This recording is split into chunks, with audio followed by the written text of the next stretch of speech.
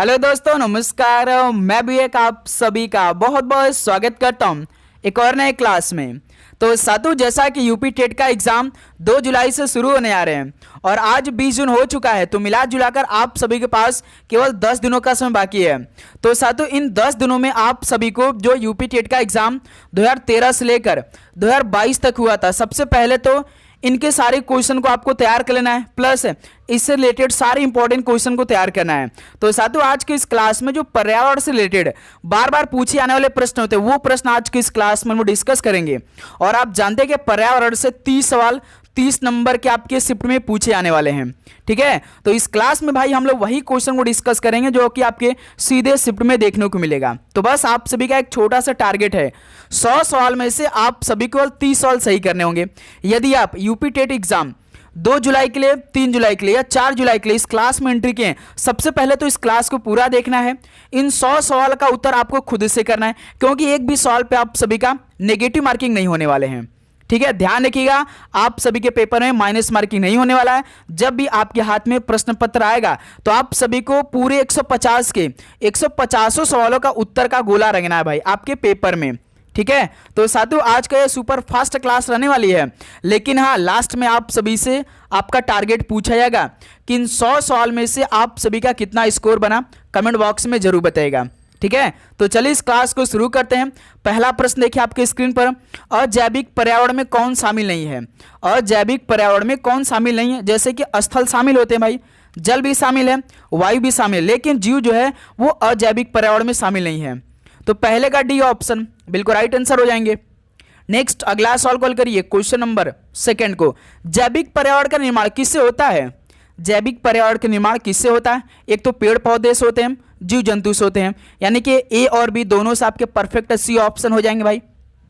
Okay, next अगला सवाल को देखिए, क्वेश्चन नंबर 3 को, अधोलिखित में कौन भौतिक वातावरण का तत्व नहीं है? अधोलिखित में कौन भौतिक वातावरण का तत्व नहीं है भाई? तो देखिए, भूमि के ऊपर है, मिट्टियां भी हैं, खनिज, लेकिन बस्तियां नहीं है। तो डी ऑप्शन इस सवाल का राइट आंसर हो जाएंगे। नेक्स्ट अगला सवाल को देखिए, क्वेश्चन नंबर 4 को, विश्व पर्यावरण दिवस वर्ल्ड इन्वायरमेंट डे जिस तारीख को मनाया जाता है वह कौन सा तारीख है? तो बताइए सीधे सीधे कि विश्व पर्यावरण दिवस किस तारीख को मनाया जाता है? तो ये 5 जून को मनाया जाता है। सी ऑप्शन बिल्कुल राइट आंसर हो जाएंगे। ओके, नेक्स्ट अगला सवाल को देखिए, क्वेश्चन नंबर 5 को, प्रथम विश्व पर्यावरण दिवस किस वर्ष मनाया गया था? तो साथी, पहली बार विश्व पर्यावरण दिवस किस वर्ष मनाया गया था? तो पहली बार 1973 ईस्वी मनाया गया था। बी ऑप्शन बिल्कुल राइट आंसर हो जाएंगे। नेक्स्ट अगला सवाल को देखिएगा, क्वेश्चन नंबर 6 को, अध्ययन की सुविधा के लिए पृथ्वी को कितने मंडलों में बांटा गया है? तो साथियों, अध्ययन की सुविधा के लिए पृथ्वी को कितने मंडलों में बांटा गया है? तो पूरे 3 मंडलों में बांटा गया है। बी ऑप्शन राइट आंसर हो जाएंगे। नेक्स्ट अगला सवाल को देखिए, क्वेश्चन नंबर 7 को, पृथ्वी के मंडलों में शामिल कौन कौन से मंडल हैं? बताइए, पृथ्वी के मंडलों में शामिल कौन कौन से है? एक स्थल मंडल है, जल मंडल है और तीसरा वायुमंडल है। तो डी ऑप्शन बिल्कुल राइट आंसर हो जाएंगे। अगला सवाल को देखिएगा, क्वेश्चन नंबर 8 को, पृथ्वी के त्रिमंडलीय विभाजन में शामिल कौन सा नहीं है? पृथ्वी के त्रिमंडलीय विभाजन में कौन कौन शामिल नहीं है भाई? एक ही शामिल नहीं है, जैसे स्थल मंडल शामिल है, जल मंडल है, वायुमंडल है, लेकिन जय मंडल नहीं शामिल है। तो डी ऑप्शन बिल्कुल राइट आंसर हो जाएंगे। ओके, नेक्स्ट अगला सवाल को देखिए, क्वेश्चन नंबर 9 को, स्थल मंडल, जल मंडल एवं वायुमंडल का वह उभयनिष्ठ हिस्सा जिसमें जीवन का अस्तित्व होता है वो क्या कहलाता है? तो साथियों, स्थल मंडल, जल मंडल एवं वायुमंडल का वह उभयनिष्ठ हिस्सा जिसमें जीवन का अस्तित्व होता है वो क्या कहलाता है? तो जय मंडल कहलाता है। ध्यान रखिएगा आप लोग। ठीक है, डी ऑप्शन बिल्कुल राइट आंसर होंगे। नेक्स्ट अगला सवाल देखिए, क्वेश्चन नंबर 10 को, स्थल मंडल के अध्ययन को क्या कहा जाता है? स्थल मंडल के अध्ययन को क्या कहा जाता है? तो भाई जियोमॉर्फोलॉजी कहते हैं। ऑप्शन ए बिल्कुल राइट आंसर होंगे। नेक्स्ट अगला सवाल को देखिए, क्वेश्चन नंबर 11 को, स्थल मंडल में शामिल किए जाते हैं। बताइए, स्थल मंडल में शामिल किए जाते हैं, एक तो देखिए महाद्वीप शामिल होते हैं भाई, सागरीय नित्तल भी होते हैं, यानी कि डी ऑप्शन आपका परफेक्ट होगा भाई, ए और बी दोनों हो जाएंगे। ठीक है, नेक्स्ट अगला सवाल कॉल करिएगा, क्वेश्चन नंबर 12 का राइट आंसर क्या बनेगा? स्थल मंडल पृथ्वी के कुल क्षेत्रफल का लगभग कितने प्रतिशत भाग घेरता है? बताएंगे आप सभी लोग, इंपॉर्टेंट सवाल है। स्थल मंडल पृथ्वी कुल क्षेत्रफल का लगभग कितने प्रतिशत भाग घेरता है? तो 29% भाग घेरता है भाई। ठीक है, बी ऑप्शन राइट आंसर होंगे। अगला सवाल देखिए क्वेश्चन नंबर 13 को। सुएज ने पृथ्वी के आंतरिक भाग को 3 भागों में बांटा, उनके विभाजन में शामिल कौन सा नहीं है भाई? सुएज ने पृथ्वी के आंतरिक भाग को 3 भागों में बांटा, उनके विभाजन में शामिल कौन सा नहीं है? जैसे सियाल है, सीमा है, नीफ है, लेकिन सब स्ट्रेटम शामिल नहीं है। ध्यान रखिएगा आप लोग। तो डी ऑप्शन राइट आंसर हो जाएंगे। और साथियों आप चैनल पर नए हैं तो भाई चैनल को जरूर सब्सक्राइब करके नोटिफिकेशन को ऑन कर लेंगे, क्योंकि ये क्लास आपके पूरे एग्जाम तक चलने वाली है, पूरी 4 जुलाई तक। इसलिए नोटिफिकेशन आपका ऑन रहे कि क्लास अपलोड हो या क्लास लाइव हो तो पहला नोटिफिकेशन आप सभी के पास तुरंत पहुँचे। ठीक है, सारे क्वेश्चन हमारी जिम्मेदारी होने वाली है, सारा क्वेश्चन भाई करवा देंगे आपके अपने परीक्षा हॉल में जाने से पहले। ठीक है, पृथ्वी की सबसे ऊपरी परत क्या कहलाती है? पृथ्वी की सबसे ऊपरी परत वो कौन सी होती है? तो वो क्रस्ट है भाई। ऑप्शन है बिल्कुल राइट आंसर होंगे। अगला सवाल को देखिए क्वेश्चन नंबर 15 को। पृथ्वी के त्रिसंकेंद्रीय परतों में ऊपर से दूसरी परत का नाम क्या है? पृथ्वी के त्रिसंकेंद्रीय परतों में ऊपर से दूसरी परत का नाम क्या है? तो ध्यान रखिएगा वो सीमा है भाई। ठीक है, बी ऑप्शन बिल्कुल राइट आंसर होंगे। नेक्स्ट अगला सवाल देखिए क्वेश्चन नंबर 16 को। पृथ्वी की सबसे भीतरी परत को क्या कहते हैं? पृथ्वी की सबसे भीतरी परत को क्या कहते हैं? तो कोर कहते हैं। सी ऑप्शन राइट आंसर होंगे। नेक्स्ट अगला सवाल देखिए क्वेश्चन नंबर 17 को। पृथ्वी के भूपर्पट यानी क्रस्ट में किस तत्व की प्रधानता होती है? पृथ्वी के भूपर्पटी में किस तत्व की प्रधानता होती है? एक तो सिलिका की होती है और एक एल्युमिनियम की। तो इस सवाल का ऑप्शन है बिल्कुल राइट आंसर होंगे। लेकिन अपना टारगेट को पूरा करिएगा भाई, लास्ट में स्कोर पूछेंगे जरूर। ठीक है, क्वेश्चन नंबर 18 देखिए। पृथ्वी ग्रह की संरचना में मेंटल के नीचे कोर निम्नलिखित किस एक से बना है? बताइए, पृथ्वी ग्रह की संरचना में मेंटल के नीचे कोर ये किस एक से बना है? तो भाई लौह से बना है। सी ऑप्शन राइट आंसर होंगे। ओके, नेक्स्ट अगला सवाल देखिए क्वेश्चन नंबर 19 को। जलमंडल का आशय है किस भाग से? जलमंडल का आशय है तो याद रखिए भाई पृथ्वी का द्रवीय भाग से। ठीक है, बी ऑप्शन बिल्कुल राइट आंसर होंगे। नेक्स्ट अगला सवाल कॉल करिए क्वेश्चन नंबर 20 को। जलमंडल के अध्ययन को क्या कहते हैं? जलमंडल के अध्ययन को क्या बोलते हैं? तो ओशनोग्राफी कहते हैं। बी ऑप्शन बिल्कुल राइट आंसर होंगे। नेक्स्ट अगला सवाल कॉल करिए क्वेश्चन नंबर 21 को। जलमंडल पृथ्वी कुल क्षेत्रफल का कितना प्रतिशत भाग घेरता है? बताइए साथियों, जलमंडल पृथ्वी के कुल क्षेत्रफल का कितना प्रतिशत भाग घेर लेता है? तो 71% घेरता है। सी ऑप्शन राइट आंसर हो जाएंगे। नेक्स्ट अगला सवाल कॉल करिए क्वेश्चन नंबर 22 को। पृथ्वी पर पाए जाने वाले जल के कुल आयतन का लगभग कितने प्रतिशत भाग समुद्र में पाया जाता है?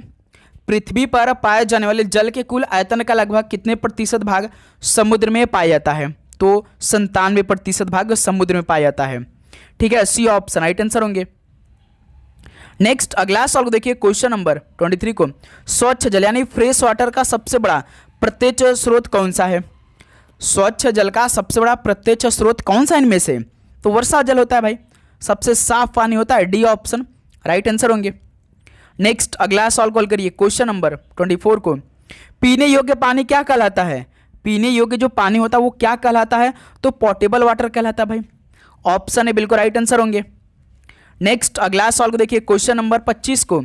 जलमंडल, वायुमंडल एवं स्थलमंडल के बीच जल के चक्रीय वृत्तीय संरचना को क्या कहा जाता है? बताएंगे आप सभी लोग, इंपॉर्टेंट सवाल बनेंगे एग्जाम के लिए भाई। जलमंडल, वायुमंडल एवं स्थलमंडल के बीच जल के चक्रीय वृत्तीय संरचना को क्या कहा जाता है? तो जल चक्र कहलाता है भाई। सी ऑप्शन राइट आंसर होंगे। ओके, क्वेश्चन नंबर 26 को देखिए। हाइड्रोलॉजिकल साइकिल किस चक्र का समानार्थी है? हाइड्रोलॉजिकल साइकिल ये किस चक्र का समानार्थी है? तो ये जल चक्र का समानार्थी है। तो डी ऑप्शन बिल्कुल राइट आंसर होंगे। नेक्स्ट अगला सवाल देखिए क्वेश्चन नंबर 27 को। वायुमंडल की निचली सतह के अध्ययन को क्या कहा जाता है? वायुमंडल की निचली सतह के अध्ययन को क्या कहा जाता है? तो मीटियोरोलॉजी कहते हैं। ठीक है, डी ऑप्शन बिल्कुल राइट आंसर होंगे। नेक्स्ट अगला सवाल कॉल करिए क्वेश्चन नंबर 28 को। वायुमंडल के ऊपरी सतह का अध्ययन क्या कहलाता है? तो साथियों वायुमंडल के ऊपरी सतह का अध्ययन क्या कहलाता है? तो एयरोलॉजी कहलाता है। सी ऑप्शन राइट आंसर होंगे। नेक्स्ट अगला सवाल को देखिए, क्वेश्चन नंबर 29 को। वायु एक क्या है भाई? वायु एक क्या है? तो एक मिश्रण होता है ना, सी ऑप्शन राइट आंसर होंगे। नेक्स्ट अगला सवाल को देखिए, क्वेश्चन नंबर 30 को। पृथ्वी के चारों ओर गैसों के समूह को क्या कहते हैं? पृथ्वी के चारों ओर गैसों के समूह को क्या कहते हैं? तो वायुमंडल कहते हैं। सी ऑप्शन बिल्कुल राइट आंसर होंगे। नेक्स्ट अगला सवाल को देखिए, क्वेश्चन नंबर 31 को। हवा यानी वायु में किस गैस की मात्रा सबसे अधिक होती है? तो साथियों, हवा यानी कि वायु में किस गैस की मात्रा सबसे अधिक होती है? तो भाई नाइट्रोजन की। डी ऑप्शन बिल्कुल राइट आंसर हो जाएंगे। याद करते हुए हर एक सवाल का उत्तर आगे बढ़ेंगे। यदि हम बीच में आप सभी का टेस्ट ले ले तो आप सभी को उत्तर बताना होगा, ठीक है। शुद्ध शुष्क हवा यानी प्योर ड्राई एयर में ऑक्सीजन की मात्रा लगभग कितने प्रतिशत होती है? शुद्ध शुष्क हवा यानी कि प्योर ड्राई एयर में ऑक्सीजन की मात्रा लगभग कितने प्रतिशत की होती है? तो भाई 21% होती है ना। तो इस सवाल का भी ऑप्शन राइट आंसर होंगे। नेक्स्ट अगला सवाल को देखिए, 33 नंबर को। निम्नलिखित आदर्श गैस यानी नोबल गैस में वो कौन सी वायु में नहीं पाई जाती है? बताइए, नोबल गैस में से कौन सी वायु में नहीं पाई जाती है? तो दोस्त मेरे याद रखिए, हीलियम, नियॉन, ऑर्गन, ये साथियों आदर्श गैस है जो कि वायु में होती है, लेकिन रेडॉन नहीं पाई जाती हैं। डी ऑप्शन राइट आंसर होंगे। ओके, क्वेश्चन नंबर 34 की देखिए। वायुमंडल का घनत्व ऊंचाई के साथ क्या होता है? घट जाता है, बढ़ जाता है या स्थिर रहता है, या इनमें से कोई नहीं? वायुमंडल का घनत्व ऊंचाई के साथ क्या होता है? तो घटता जाता है, ठीक है। ऑप्शन बिल्कुल राइट आंसर होंगे। नेक्स्ट अगला सवाल देखिए, क्वेश्चन नंबर 35 को। पृथ्वी के ऊपर मौजूद वायुमंडलीय परतों यानी लेयर ऑफ एटमॉस्फेयर की संख्या कितनी होती है? पृथ्वी के ऊपर मौजूद वायुमंडलीय परतों की संख्या कितनी होती है? तो 5 होती है। सी ऑप्शन राइट आंसर होंगे। नेक्स्ट क्वेश्चन नंबर 36 को देखिए। किस मंडल को संवहन मंडल यानी कन्वेक्टिव स्फीयर भी कहा जाता है? तो साथियों, किस मंडल को संवहन मंडल भी कहा जाता है? बताइए आप सभी लोग, इंपॉर्टेंट सवाल है। तो क्षोभ मंडल को, ठीक है। ऑप्शन है बिल्कुल राइट आंसर होंगे। नेक्स्ट अगला सवाल को देखिए, क्वेश्चन नंबर 37 को। क्षोभ मंडल की धरातल से औसत ऊंचाई है लगभग कितनी किलोमीटर की? भाई 3 सवाल इससे रिलेटेड हम करवाएंगे, आपको तीनों याद कर लेना है। क्षोभ मंडल की धरातल से औसत ऊंचाई है लगभग कितने किलोमीटर की? तो याद रखिए 14 किलोमीटर की है, ठीक है। ये पहला सवाल हो गया भाई। नेक्स्ट इससे रिलेटेड सवाल आएगा, ध्यान से देखिए, इस सवाल को समझिएगा। क्षोभ मंडल की धरातल से न्यूनतम ऊंचाई कितनी है? बताइए, क्षोभ मंडल की धरातल से न्यूनतम ऊंचाई कितने किलोमीटर की है? तो भाई 8 किलोमीटर की है, ठीक है। बी ऑप्शन राइट आंसर होंगे। नेक्स्ट अगला सवाल देखिए, क्वेश्चन नंबर 39। एक और सवाल देखिए, क्षोभ मंडल की धरातल से अधिकतम ऊंचाई कितनी है? अब बताइए भाई, 14, 8 आपने बता दिया, अब इसका बताइए कि क्षोभ मंडल की धरातल से अधिकतम ऊंचाई कितने किलोमीटर की होती है? दोस्त मेरे याद है, अब 18 किलोमीटर हो जाएगी, ठीक है। डी ऑप्शन बिल्कुल राइट आंसर होंगे। नेक्स्ट क्वेश्चन नंबर 40 को देखिए। क्षोभ मंडल में ऊंचाई के साथ तापमान में ह्रास की दर प्रति कितने मीटर पर 1 डिग्री सेल्सियस होती है? क्षोभ मंडल में ऊंचाई के साथ तापमान में ह्रास की दर प्रति 165 मीटर पे 1 डिग्री सेल्सियस होती है। डी ऑप्शन बिल्कुल राइट आंसर होंगे। आपके पेपर में हो सकता है कि 168 भी दे दे भाई मीटर, लेकिन आपका करेक्ट जो है ना वो 165 मीटर पे 101 डिग्री सेल्सियस होती है, ये ध्यान रखिएगा आप लोग, ठीक है। क्वेश्चन नंबर 41 देखिए। क्षोभ मंडल और समताप मंडल के बीच स्थित संक्रमण क्षेत्र को क्या कहा जाता है? क्षोभ मंडल और समताप मंडल के बीच स्थित संक्रमण क्षेत्र को क्या कहा जाता है? तो क्षोभ सीमा कहते हैं, ठीक है। ऑप्शन है राइट आंसर होंगे। नेक्स्ट क्वेश्चन नंबर 42 को देखिए। मेघ गर्जन की घटना वायुमंडल के किस परत में होती है? मेघ गर्जन की घटना वायुमंडल के किस परत में होती है? तो साथियों याद रखिए क्षोभ मंडल में होती है। ऑप्शन है बिल्कुल राइट आंसर होंगे। नेक्स्ट अगला सवाल को देखिए, क्वेश्चन नंबर 43 को। जीव यानी एक ऑर्गेनिज्म के अस्तित्व वाले क्षेत्र के लिए सर्वाधिक उपयुक्त संज्ञा कौन सा मंडल है? तो भाई ऑर्गेनिज्म के अस्तित्व वाले क्षेत्र के लिए सर्वाधिक उपयुक्त संज्ञा इनमें से कौन से? वो जैव मंडल है। डी ऑप्शन बिल्कुल राइट आंसर होंगे। भाई आप चैनल पे नए तो जरूर सब्सक्राइब कर लीजिएगा, क्लास पे नए हैं तो भाई क्लास को लाइक जरूर करिएगा और अपने दोस्तों में क्लास को शेयर भी करिएगा जिस भी ग्रुप में आप ऐड हैं। देखिए पारिस्थितिकी यानी इकोलॉजी जिसका अध्ययन शास्त्र या विज्ञान है वह क्या कहलाता है? वो कौन सा स्फीयर है? पारिस्थितिकी यानी इकोलॉजी जिसका अध्ययन शास्त्र या विज्ञान है वह कौन सा स्फीयर है? तो बायोस्फीयर होता है भाई। डी ऑप्शन बिल्कुल राइट आंसर होंगे। नेक्स्ट क्वेश्चन नंबर 45 देखिए, इकोलॉजी शब्द को देने वाले कौन थे?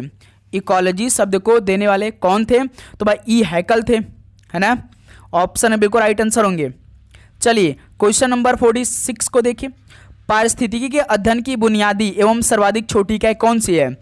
पारिस्थितिकी के अध्ययन की बुनियादी एवं सर्वाधिक छोटी इकाई कौन सी है? तो ऑर्गेनिज्म ही है, पहला ऑप्शन राइट आंसर हो रहे हैं। क्लियर। क्वेश्चन नंबर 47 को देखिए, एक विशिष्ट जीवित प्राणी एन इंडिविजुअल लिविंग बीइंग को क्या कहा जाता है? एक विशिष्ट जीवित प्राणी को क्या बोलते हैं? तो ऑर्गेनिज्म बोलते हैं, बी ऑप्शन राइट आंसर होंगे। क्वेश्चन नंबर 48 को देखिए, पारिस्थितिकी में जीवों के जमावड़े यानी असेंबलेज ऑफ ऑर्गेनिज्म को क्या कहा जाता है? तो साथियों पारिस्थितिकी में जीवों के जमावड़े को क्या कहा जाता है? तो पॉपुलेशन कहा जाता है, बी ऑप्शन राइट आंसर होंगे। ओके। क्वेश्चन नंबर 49 को देखिए, लोटिक पारिस्थितिकी तंत्र का उदाहरण बताइए। लोटिक पारिस्थितिकी तंत्र का उदाहरण इनमें से कौन सा है? तो नदी भाई, ठीक है, ये लोटिक पारिस्थितिकी तंत्र का उदाहरण है, सी ऑप्शन राइट आंसर होंगे। नेक्स्ट क्वेश्चन नंबर 50 को देखिए, लेंटिक पारिस्थितिकी तंत्र का उदाहरण बताइए। अब लेंटिक पारिस्थितिकी तंत्र का एग्जाम्पल कौन सा है? दलदल, डी ऑप्शन राइट आंसर होंगे। नेक्स्ट अगला सॉल्व देखिए, क्वेश्चन नंबर 51 को, स्वच्छ जल यानी फ्रेश वाटर समुदाय के लेंटिक आवास यानी लेंटिक हैबिटेट का उदाहरण कौन सा है? स्वच्छ जल समुदाय के लेंटिक आवास का उदाहरण कौन सा है? तो भाई तालाब है, एक दलदल है, पहला ऑप्शन बिल्कुल राइट आंसर होंगे। नेक्स्ट अगला सॉल्व देखिए, क्वेश्चन नंबर 52 को, निम्नलिखित में से कौन पारिस्थितिकी की सबसे बड़ी इकाई है? तो साथियों पारिस्थितिकी की सबसे बड़ी इकाई कौन सी है? तो इकोस्फीयर है, डी ऑप्शन राइट आंसर होंगे। ओके। क्वेश्चन नंबर 53 को देखिए, कौन सा शब्द इकोस्फीयर का समानार्थी है? कौन सा शब्द इकोस्फीयर का समानार्थी है? तो वो साथियों बायोस्फीयर है, डी ऑप्शन बिल्कुल राइट आंसर होंगे। ओके। नेक्स्ट अगला सॉल्व देखिए, क्वेश्चन नंबर 54 को, और साथियों आप लोग भाई प्लेलिस्ट को अब देखते रहिए क्योंकि डेली क्लास आपकी लगभग 3 से 4 क्लास लग रही है, ठीक है। यूपी टेट एग्जाम 2026 के नाम से प्लेलिस्ट है, जितना भी क्लास होता है सबसे पहले क्लास को उसी में अपडेट किया जाता है। तो डेली आप सभी को जिस भी दिन का आपको क्लास मिस हो जाती है तो प्लेलिस्ट में चेक किया करिए, या लाइव वाले सेक्शन में या वीडियो वाले सेक्शन में आप जरूर देखा करिए, ठीक है। लेकिन हाँ डेली क्लास को आपको पूरा देखना है, क्लास का एक भी सवाल छोड़ना नहीं है आप सभी को। पृथ्वी का सर्वाधिक बृहत पारिस्थितिकी तंत्र निम्नलिखित में से कौन है? पृथ्वी का सर्वाधिक बृहत पारिस्थितिकी तंत्र वो कौन है? तो साथियों याद रखिए जयमंडल है, डी ऑप्शन बिल्कुल राइट आंसर होंगे। नेक्स्ट अगला सवाल देखिए, क्वेश्चन नंबर 55 को, निम्न में से कौन सा एक पारिस्थितिकी कारकों के अजैब कारकों में शामिल है? तो साथियों कौन सा एक पारिस्थितिक कारकों के अजैब कारकों में शामिल है? तो भाई प्रकाश है, ठीक है, डी ऑप्शन राइट आंसर होंगे। अगला सवाल देखिए, क्वेश्चन नंबर 56 को, पर्यावरणीय कारकों के अजैव अवयव का उदाहरण कौन सा है? पर्यावरणीय कारकों के अजैव अवयव का उदाहरण इनमें से कौन सा है? तो भाई वायु है, सी ऑप्शन राइट आंसर होंगे। नेक्स्ट क्वेश्चन नंबर 57 देखिए, सिम्बायोसिस का संबंध का उदाहरण कौन सा है? तो साथियों सिम्बायोसिस है संबंध का एग्जाम्पल कौन सा है? तो शैवाल है और एक कवक है, ऑप्शन है बिल्कुल राइट आंसर होंगे। नेक्स्ट क्वेश्चन नंबर 58 को देखिए, शैवाल और कवक मिलकर क्या बनाते हैं? शैवाल और कवक मिलकर क्या बनाते हैं? तो लाइकेन बनाते हैं, ऑप्शन है राइट आंसर है। नेक्स्ट अगला सवाल देखिए, क्वेश्चन नंबर 59 को, प्रीडेशन संबंध का उदाहरण कौन सा है? प्रीडेशन संबंध का उदाहरण कौन सा है? तो एक घास है और एक टिड्डा है, तो साथियों डी ऑप्शन इस सवाल का राइट आंसर होंगे। नेक्स्ट अगला सवाल देखिए, क्वेश्चन नंबर 60 को, निम्नलिखित में से कौन मृत जीवी यानी सेप्रोट्रॉफ नहीं है? तो साथियों इनमें से कौन मृतोपजीवी नहीं है? जैसे देखिए बैक्टीरिया है भाई, सेप्रोट्रॉफ, फंगी भी है, मशरूम है, लेकिन जो ग्रास हॉपर होते हैं ये सेप्रोट्रॉफ नहीं होते हैं, तो डी ऑप्शन बिल्कुल राइट आंसर हो जाएंगे। ओके चलिए क्वेश्चन नंबर 61 को हल करिए, दो पारिस्थितिक तंत्रों के मध्य के संक्रमण क्षेत्र को क्या कहते हैं? दो पारिस्थितिक तंत्रों के मध्य के संक्रमण क्षेत्र को क्या कहते हैं? तो भाई इकोटोन कहते हैं, सी ऑप्शन राइट आंसर होंगे। अगला सवाल देखिए, क्वेश्चन नंबर 62 को, एक मनुष्य के जीवन को पूर्ण रूप से धारणीय करने के लिए आवश्यक न्यूनतम भूमि को क्या कहते हैं? एक मनुष्य की जीवन को पूर्ण रूप से धारणीय करने के लिए आवश्यक न्यूनतम भूमि को क्या कहते हैं? तो भाई पारिस्थितिकीय पदछाप कहते हैं। बी ऑप्शन राइट आंसर हो जाएंगे। ओके, चलिए क्वेश्चन नंबर 63 देखिए। पारिस्थितिकीय पदछाप यानी इकोलॉजिकल फुटप्रिंट के माप की इकाई कौन सी है? बताइए। पारिस्थितिकीय पदछाप यानी इकोलॉजिकल फुटप्रिंट के माप की इकाई वो कौन सी है? तो भूमंडलीय हेक्टेयर है। ठीक है, ऑप्शन है, बिल्कुल राइट आंसर हो जाएंगे। लास्ट में स्कोर पूछेंगे भाई 100 सवाल में आप सभी का कितना स्कोर रहा। देखिए, भूमंडलीय हेक्टेयर यानी ग्लोबल हेक्टेयर में मापा जाता है। बताइए क्या मापा जाता है? भूमंडलीय हेक्टेयर यानी ग्लोबल हेक्टेयर में। तो भाई पारिस्थितिकीय पदछाप मापा जाता है। डी ऑप्शन राइट आंसर होंगे। ओके, क्वेश्चन नंबर 65 को देखिए। किसी जीव का नैसर्गिक वास स्थल क्या कहलाता है? किसी जीव का नैसर्गिक वास स्थल क्या कहलाता है? तो हैबिटेट कहलाता है। ऑप्शन है राइट आंसर होंगे। ओके, क्वेश्चन नंबर 66 को देखिए। पृथ्वी का विशालतम पारिस्थितिक तंत्र कौन सा है? पृथ्वी का विशालतम पारिस्थितिक तंत्र वो कौन सा है? तो भाई जयमंडल है। डी ऑप्शन बिल्कुल राइट आंसर होंगे। नेक्स्ट अगला सवाल देखिए 67 को। जयमंडल जल थल एवं वायुमंडल के कितने क्षेत्र में विस्तृत है? जयमंडल जल थल एवं वायुमंडल के कितने क्षेत्र में विस्तृत है? तो पूरे 22 से 30 किलोमीटर में। ठीक है, बी ऑप्शन बिल्कुल राइट आंसर होंगे। नेक्स्ट क्वेश्चन नंबर 68 को देखिए। पारिस्थितिक तंत्र का प्रेरक बल यानी ड्राइविंग फोर्स वो कौन सा होता है? पारिस्थितिक तंत्र का प्रेरक बल वो कौन सा होता है? तो सौर ऊर्जा होता है। डी ऑप्शन बिल्कुल राइट आंसर होंगे। नेक्स्ट क्वेश्चन नंबर 69 देखिए।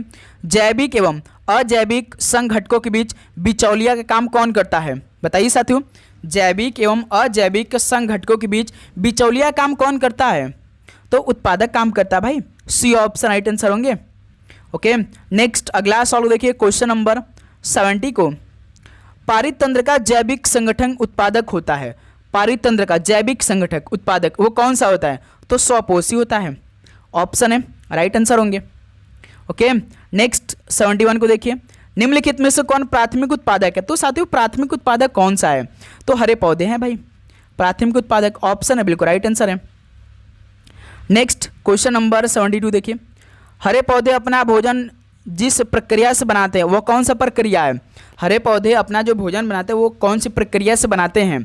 तो सर जी वो तो प्रकाश संश्लेषण की प्रक्रिया होती है। ऑप्शन है बिल्कुल राइट आंसर होंगे। ठीक है, चलिए नेक्स्ट क्वेश्चन नंबर 73 देखिए। भाई आप सभी का टारगेट होना चाहिए 150 में से लगभग 130 प्लस करना। आराम से आप कर ले जाएंगे भाई। ठीक है, 130 प्लस तो बिल्कुल आराम से आप अपने रियल शिफ्ट में करने वाले हैं। बस डेली आप हर क्लास को करते रहिए, रिवीजन करते रहिए भाई। देखिए, हरे पौधे किस भाग में प्रकाश संश्लेषण यानी फोटोसिंथेसिस की प्रक्रिया होती है? बताइए, हरे पौधे किस भाग में प्रकाश संश्लेषण की प्रक्रिया होती है? तो आप जानते हैं कि भाई हरे पत्ते में होता है। डी ऑप्शन बिल्कुल राइट आंसर होंगे। नेक्स्ट अगला सवाल देखिए 74 को। प्रकाश संश्लेषण की प्रक्रिया में हरे पौधे वायुमंडल से ग्रहण करते हैं। बताइए क्या? प्रकाश संश्लेषण की प्रक्रिया में हरे पौधे वायुमंडल से ग्रहण करते हैं। तो एक तो देखिए कार्बन डाइऑक्साइड करते हैं भाई, छोड़ते हैं ऑक्सीजन। ऑप्शन बिल्कुल राइट आंसर होंगे। क्वेश्चन नंबर 75 देखिए। यदि संसार के सभी पौधे मर जाएं तो किसकी कमी के कारण सभी जीव जंतु मर जाएंगे? बताइए साथियों, यदि संसार के सभी पौधे मर जाएं तो किसकी कमी के कारण सभी जीव जंतु मर जाएंगे? तो भाई ऑक्सीजन कमी से है। तो बी ऑप्शन बिल्कुल राइट आंसर हो जाएंगे। नेक्स्ट अगला सवाल देखिए क्वेश्चन नंबर 76 को। एक खाद्य स्तर के दूसरे खाद्य स्तर में जाने पर ऊर्जा का ह्रास कितने प्रतिशत का होता है? बताइए, एक खाद्य स्तर के दूसरे खाद्य स्तर में जाने पर ऊर्जा का ह्रास कितना होता है? तो पूरे 90% होता है। डी ऑप्शन बिल्कुल राइट आंसर होंगे। नेक्स्ट 77 को देखिए। निम्नलिखित में से प्राथमिक उपभोक्ता यानी प्राइमरी कंज्यूमर कौन सा है? तो बताइए, प्राइमरी कंज्यूमर इनमें से कौन सा है? शाकाहारी। डी ऑप्शन राइट आंसर होंगे। नेक्स्ट क्वेश्चन नंबर 78 को देखिए। जीव जो प्राथमिक उपभोक्ता को अपना भोजन बनाते हैं क्या कहलाते हैं? जीव जो प्राथमिक उपभोक्ता को अपना भोजन बनाते हैं क्या कहलाते हैं? तो द्वितीयक उपभोक्ता कहलाते हैं। पहला ऑप्शन राइट आंसर होंगे। नेक्स्ट क्वेश्चन नंबर 79 को देखिए। मांसाहारी जीव यानी कार्निवोर निम्न में किसका उदाहरण है? मांसाहारी जीव निम्न में किसका उदाहरण है? तो दोस्त मेरे याद रखिएगा द्वितीयक उपभोक्ता के। सी ऑप्शन राइट आंसर होंगे। नेक्स्ट क्वेश्चन नंबर 80 को हल करिए। मनुष्य क्या होते हैं भाई? सिर्फ शाकाहारी होते हैं? बताइएगा ध्यान से सोच समझकर कि सिर्फ मांसाहारी होते हैं? नहीं। कि मृतक जीवी होते? नहीं भाई, सर्वाहारी होते हैं। सी ऑप्शन राइट आंसर होंगे। नेक्स्ट क्वेश्चन नंबर 81 को देखिए। खाद्य श्रृंखला में मानव कौन से? भाई खाद्य श्रृंखला में मानव कौन से होते हैं? तो प्राथमिक एवं द्वितीयक उपभोक्ता होते हैं। तो डी ऑप्शन इस सवाल का राइट आंसर होंगे। नेक्स्ट क्वेश्चन नंबर 82 को हल करिएगा। जैव विविधता का सबसे महत्वपूर्ण पहलू कौन सा है? जैव विविधता का सबसे महत्वपूर्ण पहलू कौन सा है? तो पारिस्थितिक तंत्र का निर्वहन है। डी ऑप्शन राइट आंसर होंगे। नेक्स्ट अगला सवाल देखिए क्वेश्चन नंबर 83 को। जैव विविधता यानी बायोडाइवर्सिटी शब्द की रचना किसने की? बताइए साथियों, बायोडाइवर्सिटी शब्द की रचना किसने किया था? तो वाल्टर जी रोसेन ने किया था। डी ऑप्शन राइट आंसर हो जाएंगे। सुपर फास्ट क्लास आपकी 10 दिन चलने वाली है, ठीक है। क्वेश्चन नंबर 84 देखिए। किसी जैव विविधता का जनक यानी द फादर ऑफ बायोडाइवर्सिटी कहा जाता है? बताइए साथियों, द फादर ऑफ बायोडाइवर्सिटी किसे कहते हैं? तो भाई याद रखिए ई.ओ. विल्सन को बोलते हैं। डी ऑप्शन राइट आंसर हो जाएंगे। नेक्स्ट अगला सवाल कॉल करिए क्वेश्चन नंबर 85 को। जैव विविधता का आरंभिक स्तर कौन सा है? जैव विविधता का आरंभिक स्तर कौन सा है? तो जेनेटिक है। ऑप्शन ए राइट आंसर हो जाएंगे। नेक्स्ट क्वेश्चन नंबर 86 को देखिए। सर्वाधिक जैव विविधता पाई जाती है किस में, यानी किस वन में सर्वाधिक जैव विविधता पाई जाती है? तो ये साथियों जानते हैं उष्णकटिबंधीय वर्षा वनों में पाई जाती है। सी ऑप्शन राइट आंसर होंगे। नेक्स्ट अगला सवाल देखिए क्वेश्चन नंबर 87 को। किस पर्यावरण में जैव द्रव्यमान का वार्षिक उत्पादन न्यूनतम होता है? तो साथियों किस पर्यावरण में जैव द्रव्यमान का वार्षिक उत्पादन न्यूनतम होता है? तो याद रखिए भाई गहरे सागर में। ऑप्शन है राइट आंसर है। नेक्स्ट अगला सवाल देखिए क्वेश्चन नंबर 88 को।